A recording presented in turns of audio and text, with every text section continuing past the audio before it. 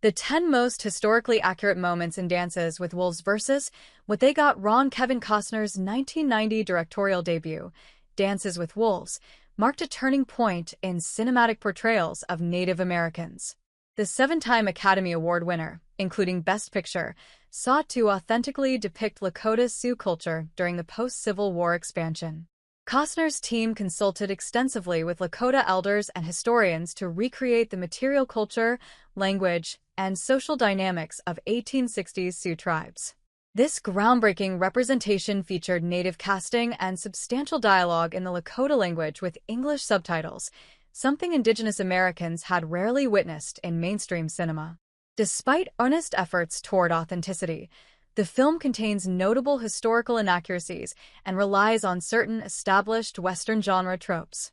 While praised for its sympathetic portrayal of Native peoples, scholars have criticized its adherence to the white savior narrative and simplistic depiction of complex intertribal relations.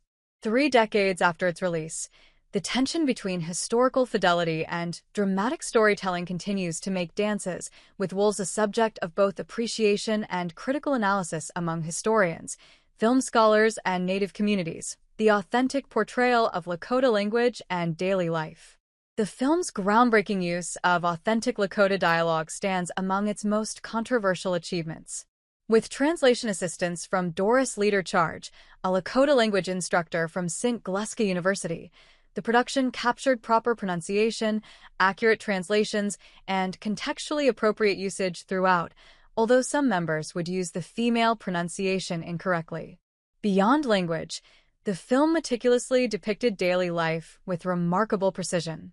From buffalo processing techniques to teepee construction, the production showcased traditional practices including the proper arrangement of camp circles and authentic craftsmanship in clothing and tools. These careful details provided audiences with an unprecedented glimpse into practical aspects of 1860s Lakota life, countering stereotypical portrayals that had dominated Westerns for decades. Military post conditions on the American frontier. The isolated and primitive conditions of frontier military outposts during the post-Civil War era find accurate portrayal in Dances with Wolves. Fort Sedgwick, though fictional, exemplifies the remote, undermanned, and poorly supplied outposts scattered across Western territories. Harsh realities faced by soldiers stationed at these distant posts included inadequate provisions, minimal communication with command, and the psychological toll of isolation.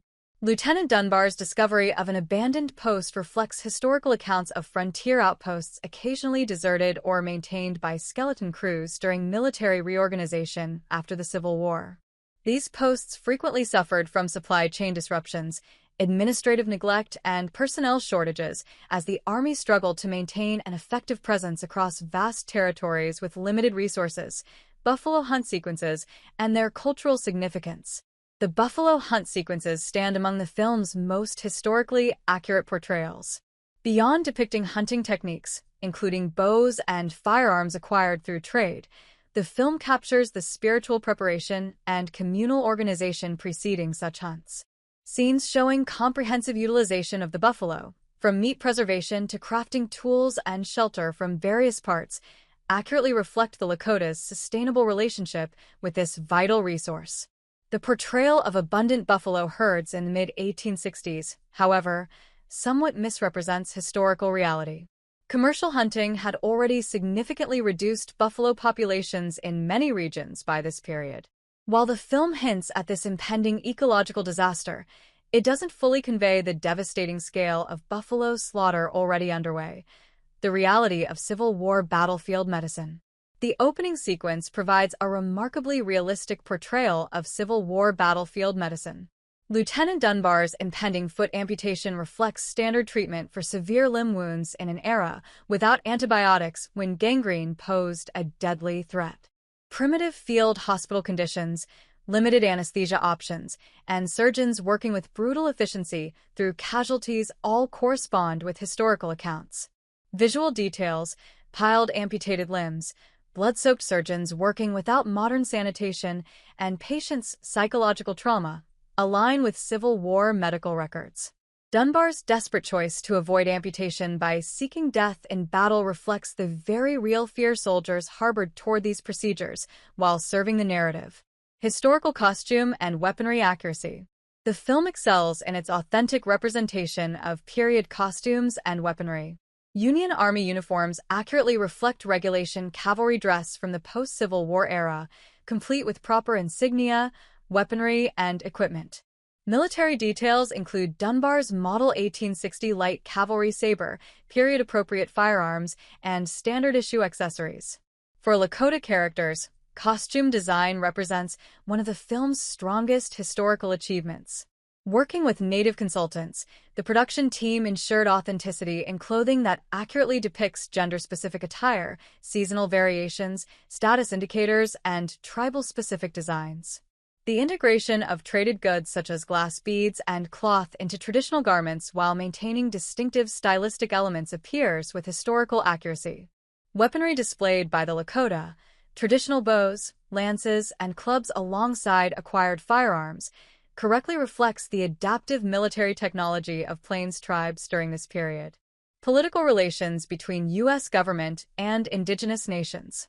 The deteriorating relations between the U.S. government and the Lakota during the 1860s find accurate portrayal in the film. This period marked a transition from earlier treaty-making to increasingly aggressive military actions against tribes resisting confinement to reservations. Lakota concerns about white encroachment reflect the historical reality of broken treaties and expanding settlement. The film simplifies the complex landscape of federal Indian policy, however. By the 1860s, the U.S. government had systematically formalized the reservation system to open lands for settlement and resource extraction while civilizing native peoples through forced assimilation, the fate of frontier forts in the expansion era. Fort Sedgwick's portrayal as an isolated, eventually abandoned outpost accurately reflects the transient nature of many frontier installations during westward expansion. Historical records document numerous small forts and outposts established, temporarily abandoned, and later reoccupied as military needs evolved. The vulnerability of these installations to weather damage, supply shortages, and personnel challenges often resulted in periods of reduced functionality or complete abandonment. Less accurately depicted is the broader strategic purpose of these forts in controlling territory and supporting settlement. By the 1860s, most frontier forts were deliberately positioned along migration routes, near native settlements, or at strategic transportation junctions as part of a coordinated military strategy.